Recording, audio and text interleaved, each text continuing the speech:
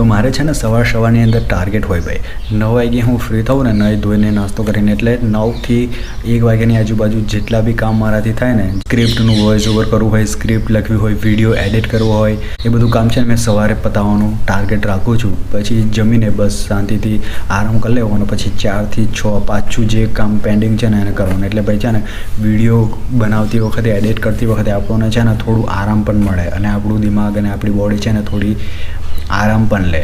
અને કન્ટિન્યુઅસ તમે આખો દિવસ ને સાંજે તમને જ્યાં સુધી ઊંઘ ના આવે ત્યાં સુધી કામ કરો ને તો તમારે છે ને બહુ બધી તકલીફ થાય ભાઈ. 1-2 દિવસની અંદર ભાઈ પાછું છે ને તમને કામ કરવાની એનર્જી જ ના રહે. તો મારે છે ને થોડું ઘણું પ્રોબ્લેમ થઈ રહ્યું છે ભાઈ. સવારની અંદર ભાઈ બધા બહુ ડિસ્ટર્બ જ કરે ભાઈ. સવારની અંદર ભાઈ ડિસ્ટર્બ જ થાય. કોઈ ભાઈ વેચવા ઓર આવી જશે, माइक चालू कर देसे, 20 रुपये का, 30 रुपये का, 40 रुपये का, ऐसा भाई वो रिकॉर्डिंग करके है ना चालू कर देते हैं और पूरे गांव में भाई उसका आवाज़ ही आता रहता है. तो સવારની અંદર है ना આવું બધું છે ને પ્રોબ્લેમ થાય. કોઈ દરવાજો ખોલી નાખે, આવે જાય, ખખડાવે. ભાઈ ઘરે તો વોઇસ ઓવર કરવાનું તકલીફ પડે, રેકોર્ડિંગ કરવાનું બી તકલીફ પડે. શું કરવાનું ભાઈ? જો તમારી સાથે બી આવું થતું હોય ને તો જલ્દી કમેન્ટ કરો.